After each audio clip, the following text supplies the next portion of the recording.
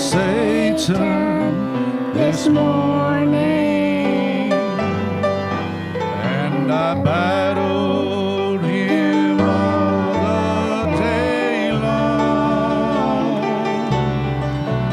But at sundown, God sent reinforcement,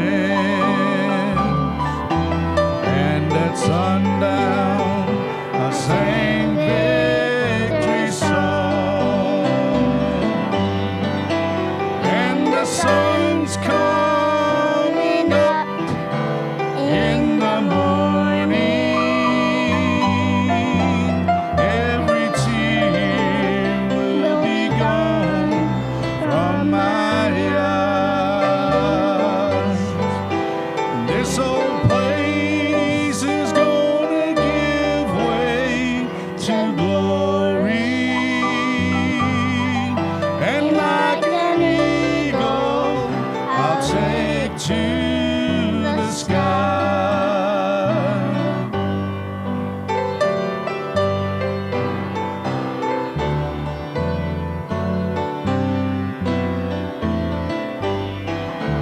In a world filled with doubt and confusion, it's so hard when you don't understand. Oh, but I stand on a solid foundation, and I hold to an unchanging hand. And the sun's coming up in the morning. Every tear will be gone from my eyes, and this old place gonna give way to glory, and like an eagle I'll take to the sky. And like an eagle, I'll take to the sky.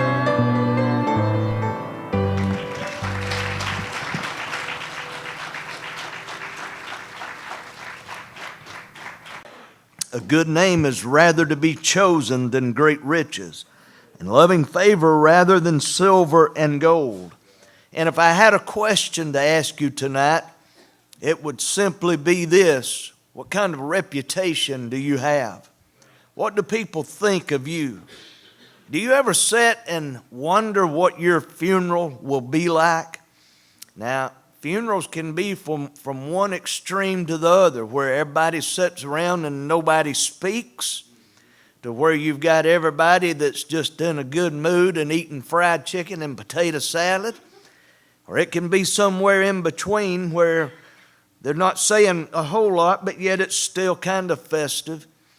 But I've noticed this: no matter which way it goes, the corpse has a reputation that people sit around and talk about, and it seemed like that's when they talk about it the most, is when you and I die.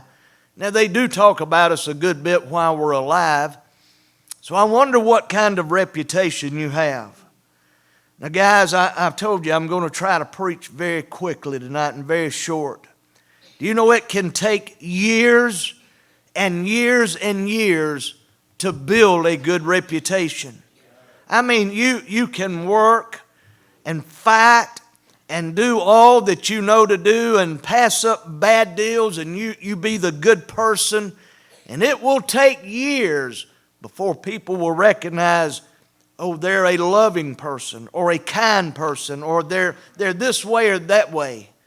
But I have found out it only takes just moments, and you can destroy that, and those people will forget all the good you've done, and your reputation has went from up here being good in society to they just about ready to crucify you And boy, I don't really care for that mentality, but that's just the way our society is.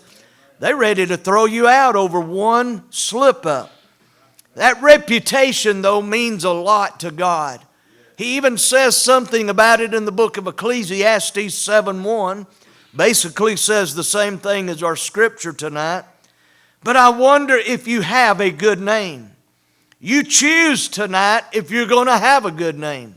Some people do not choose to have a good name. They could care less. They could care less about what people think about them. And, you know, their reputation goes before them. And you know about them. You hear about them when you're out in the street. Have you ever met that person that everybody's scared of them? That person that, especially when I was little, I don't hear about it much now, but you didn't go past that person's house because you was afraid there's a demon or something, and they'd run out and they'd possess you and make you turn different colors, and they'd eat you from the inside out and then spit you out. You're just scared to go by their house. They had a bad reputation. And then there's other people that I knew growing up.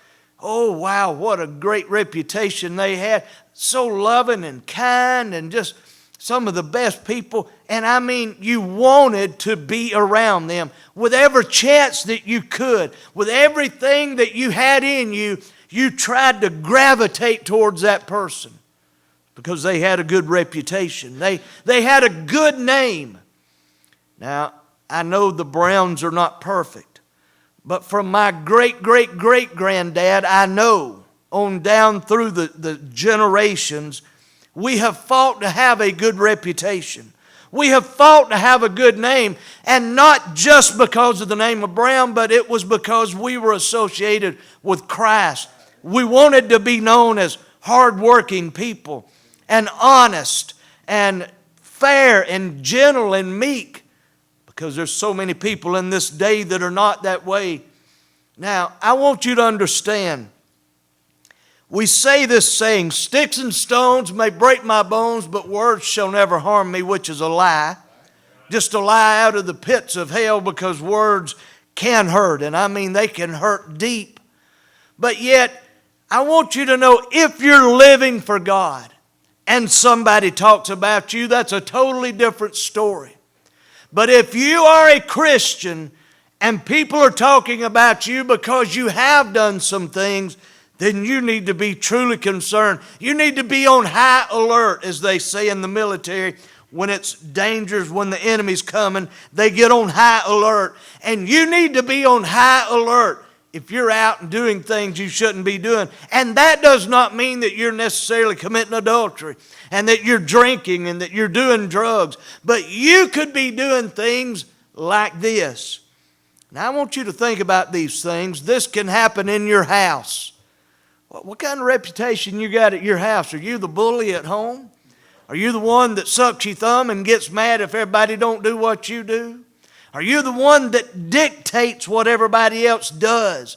What everybody else has for supper is dictated by you. And we won't call no names in this church. We'll just look in certain ways. But we do have one I know in our house tonight that is kind of that way when it comes to supper. But listen, or you could be that one that if you don't get your will and way, in the church setting, everybody looks to you because they know you're going to pitch a fit. They know that you're going to put that bottom lip out and walk and just cry until you do get your way. And I mean known up to and including tearing the church up because you don't get your way. I don't know about y'all. I don't want that reputation. I want a reputation that, number one, I stand straight with God. I line up with His Word, and if it makes everybody else mad, that's fine. But I want to be with Him, and I want to do what He says do. And He says, be ye kind one to another, forgiving one another, tender-hearted, as Christ has forgiven you. And see, that's what our reputation needs to be tonight. Listen, guys, there's nothing wrong with standing up for what's right. I've had to do that on many occasions and be the only one there, and a lot of people against you. But I want that reputation. I want them to be able to say, now listen, He did have a temper, but he knew how to use it and when to use it. And he knew when to stand up, but he also knew when to back down and not use it. He knew when to keep his mouth shut. And I'm telling you, that's hard to do. Because a lot of times we get our own thought process in it. And actually we get bad theology. Somebody has taught us wrong. And we're doing it with good intentions, but nevertheless you're wrong. And that's a bad place to be. That's why it is imperative that we know what His Word says. That's why it's imperative that we stick with what He says, because, see, our reputation goes before us and after us. People will talk about you when you're dead. I wonder what they will say. Will they say, well, Mama was a good woman. She loved the Lord. She worked hard. She was honest. Or will they say, well, Mama was one of them people that if she wasn't happy, wasn't nobody happy. Mama was one of them people that she was just a tattletale. She was the town gossip. I wonder if they'll say about Daddy, oh, Daddy was a good man. He worked hard. He worked many hard hours, and everything he done to build up his family. Or he'd be one of them daddies that's just sorry, and he brought his paycheck in, and by Monday he didn't even have a dime for his family to live on. And he was such a liar, and he would cheat you. Don't go buy nothing from him, because he'll cheat you. He'll steal. He'll flat-faced lie to you. And see, there's people that have those reputations. But the Bible says a good name is rather chosen. You're choosing tonight to have a good name. I wonder what name you got. Are you known as one of them people that's going to go with what the church says? Are you going to be one of them people that bucks it at every... I mean, they would gripe if you hung them with a brand new rope. They would be mad about it. I mean, they're fixing to die. And because you've used a rope on somebody else, they gripe about the rope. And I don't want to be that person, do you? I don't want to be that person that is known that when we have a conference, that everybody else is sitting there on pins and needles, afraid of what you're going to say when you get up in that conference. Now, I've known people with that reputation for years and years. They're that way, and yet they stick their chest out like this, like they the cock of the walk. And they don't care what anybody else says and thinks. And 99.9% of the time, they cause trouble in a church. Oh, God, help us to not have that reputation. But help us to have one where we look and say, God, if it's okay with you and it's not against you, then I'll go with the majority vote. It needs to be that way in the family. Hey, what happened to America? We were a democracy where the majority rules. But boy, it's turned here lately, hasn't it? Turned where the minority has actually got a greater voice than the majority. Well, it comes from these kind of reputations. But he said a good name is rather... Are you choosing the right way? If we buried you this week, would they say... And you hear this a lot at funerals. Boy, they'll be standing around talking. They say, you remember when Daddy said this?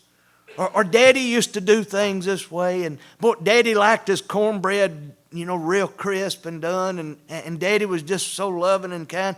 And Daddy used to teach us to do this. Or Mama would say, now don't you do that. Or you make sure you got clean underwear in case you're in an accident. The things you teach them comes out when they get ready to bury you.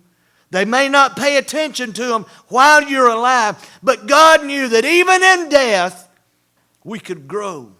Because see, everything that dies is for a purpose. And it's, hey, a cow's got to die for me to eat, because I'm carnivorous. I'm not a vegetarian. You know what the word for vegetarian is in the Indian language? It's he who is a bad hunter. That's the reason they're vegetarian, because they can't hit nothing.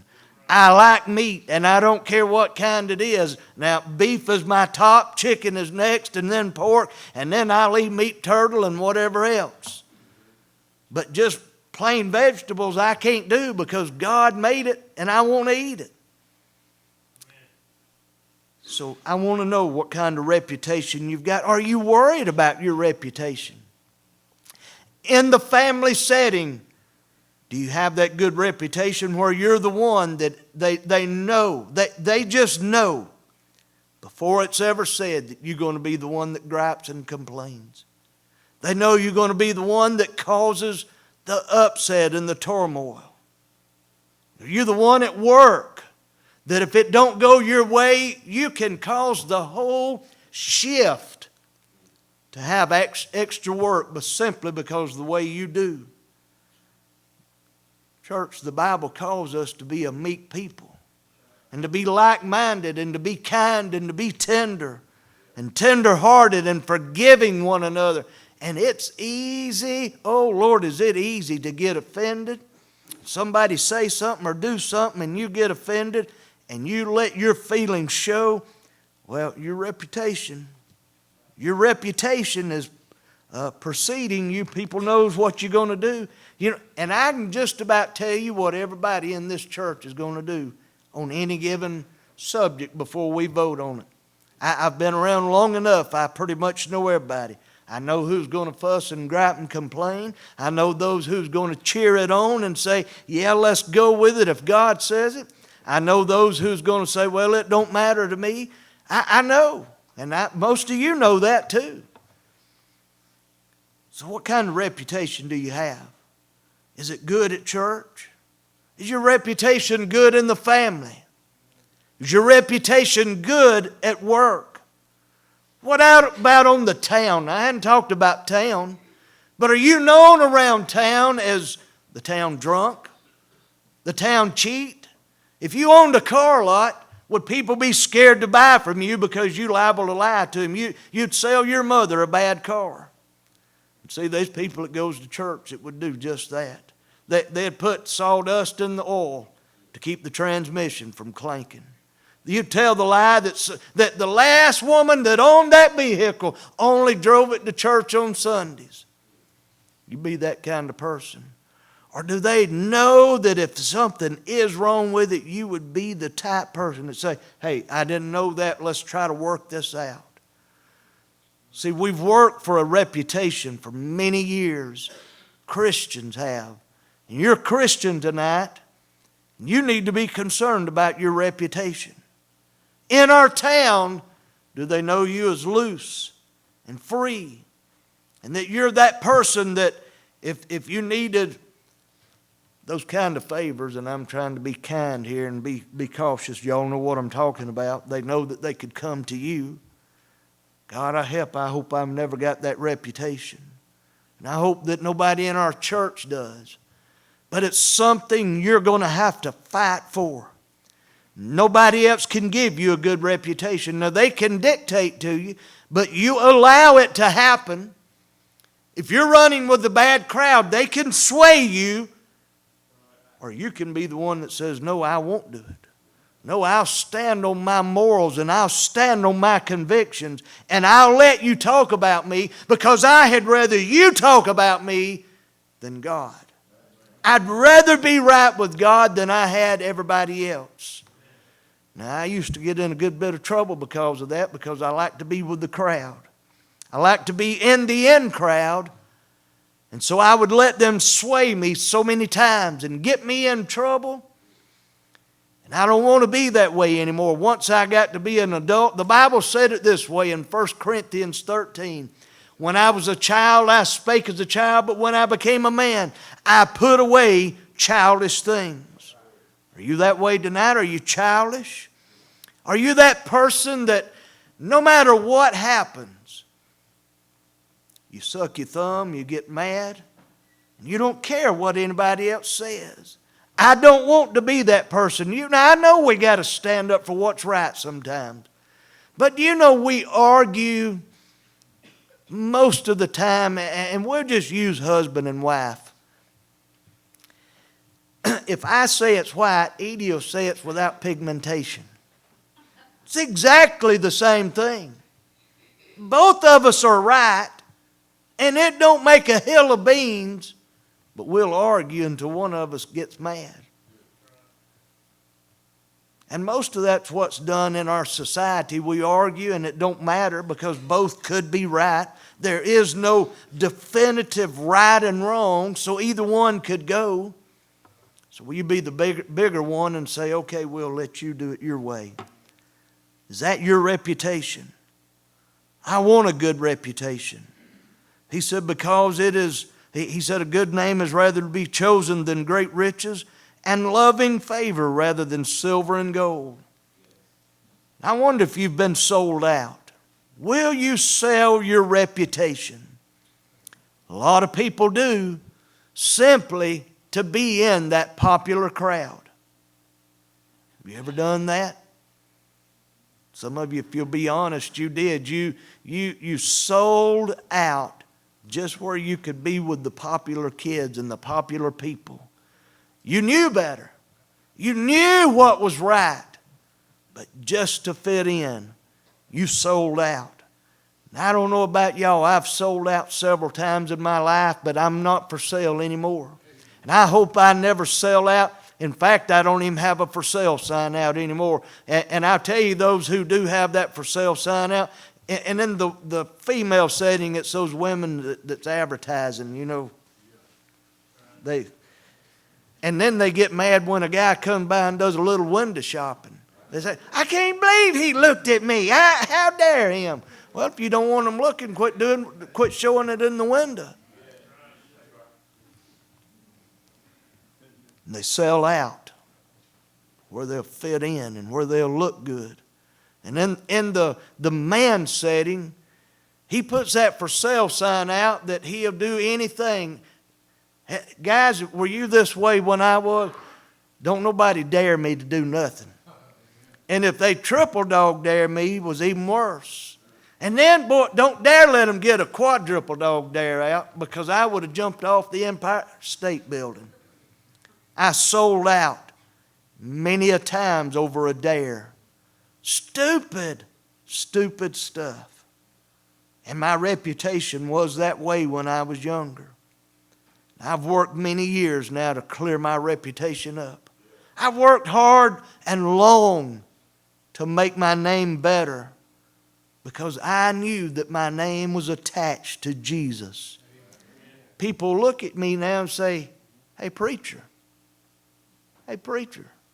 Hey, preacher. And do you know they know if you're a Christian? And they behind your back say, well, they go to church, but boy, you wouldn't know much about them by the way they live. Are you that kind of person? Or do they say, yeah, boy, he's a good, honest, hard-working Christian? I want us to do this tonight. I want us to, everybody come and let's pray in this altar of prayer.